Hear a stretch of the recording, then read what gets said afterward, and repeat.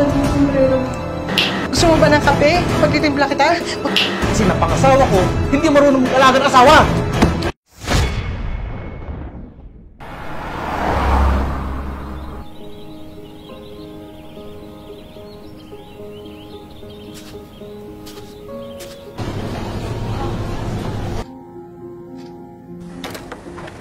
Hi, fresh na ulit. Babe, nandiyan ka na ba? Nakita mo yung bahay? Ang linis.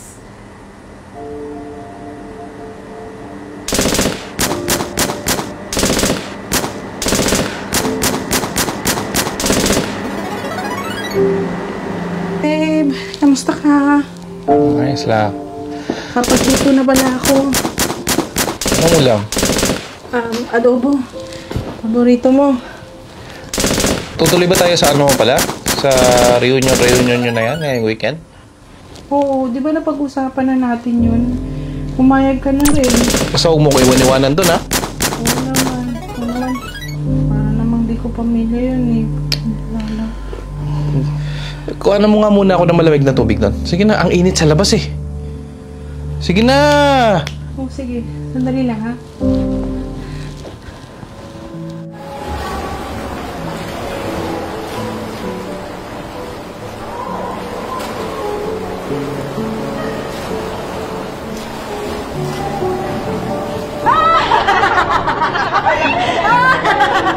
Pwede. Pasok ka. May potential ka. Tsaka ikaw din. Di ba? Uy, ano? Alis muna ako, ha? Parang tawag yata ako ni Kevin. Sige, bye-bye. Joan! Joan! Babe, sorry. Tawag pa ba ako? Ano ba? Kanina pa kita hinahanap, ha? Ay, pasensya na. Nakipagkwentuhan kasi ako eh. Gusto mo ba ng kape? Pagtitimpla kita? O sige, tara na. Ikaw na, magtitimpla na ako.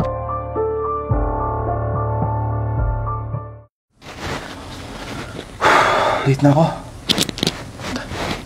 Han, yung relo ko nga. Ha? Saan? Relo! Nasaan ba yun? Ito.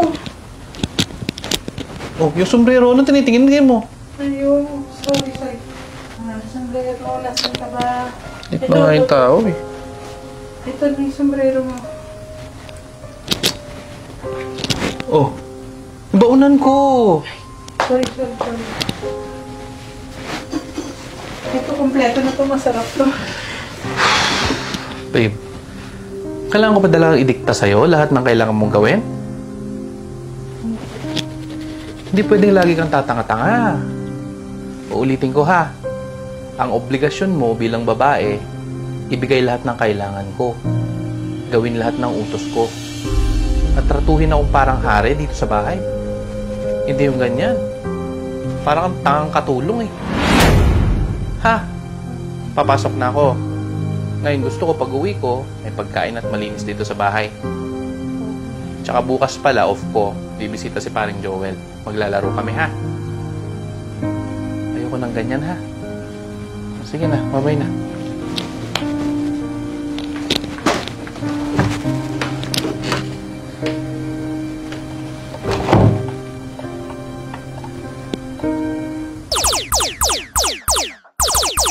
Ayun tulo. Akit ako. Sige. Likod ako. Sige, nandito ako. Tol, sa kaliwa. Ay, puta! Ayan eh. Hindi, tol, nauuhaw kasi ako eh. Pero nakita mo yan? Bagong version yan. Kakabili ko lang. Version Diba? 3.0 na ba yan? Oo, ganda, diba? Malalagi tayo niyan. Pero, wala man lang ba tayong inumin? Joan, nasan ka ba? Babe! Ha? Nasan ka ba? Diyos ko naman, ba't ang bagal sumagot? Yes, Wala ka man babe. lang bayahanda kay kumpare? Oo, meron. Ha? Inumin? Meron. Diba? Sandali lang. Ito. Pasensya na kayo ha. Galing kasi ako Oh, sa labas. hinaharangan pa yung TV. Sorry. Joan naman. Sorry. Teka lang. Ba't tubig? Wala ka man lang bang soft drinks o pagkain kay kumpare? Diyos ko naman. Sige, kukuha ako ng soft Nakakahiya. drinks. May lasagna sa rep. Lasagna? Lasagna. Kunin mo na lang. Sige na. Pasensya na kumpare ha. Sige, lalabas lang ako. Dali. Sige. Ang bagal mo. Dali. Pasensya ka na tol ah. Alam mo naman kasi yung kumare mo, medyo minsan tatanga-tanga. Ay, nako. Pare, may sabihin ako sa'yo. Oo, tol. Pare, hindi naman sana nangingilam ako, ha? Yung pag ganun mo sa asawa mo, yung pa-approach mo ng utos sa kanya. Oo. Hindi na yun, parang wala ka ng respeto sa asawa mo eh. Gusto mo ba ganun din yung itrato ng ibang tao sa kanya? Tol, normal lang naman sa amin yun eh. Ganun talaga kami. Tsaka yung kumare mo, medyo mahina kukote. Alam mo yung typical na babae na paiba-iba ang desisyon? Tsaka alam mo, isa pa, naalala ko. Sinabi ko sa kanya na kumuha kami ng katulong, ng alila dito sa bahay. Sabi niya siya na lang daw. Kaya yan, siya ang utusan ko dito sa bahay. Ni minsan ba nag-thank you ka na sa asawa mo? Sa lahat ng pag-aasikaso niya sa'yo? Tol, asawa ko eh. Kailangan ba yun? Obligasyon niya yun, di ba?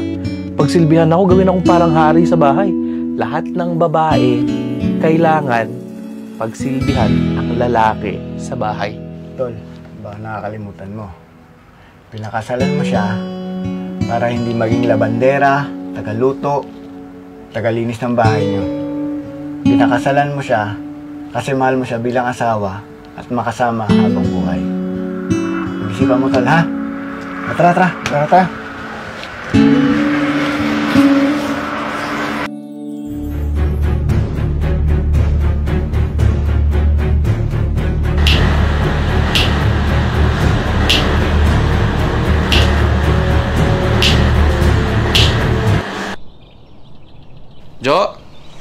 Joanne! Saan ka ba? Nandito. Ilang beses ko bang kailangang sabihin sa'yo na hindi ako papasok na hindi planchado ang damit ko?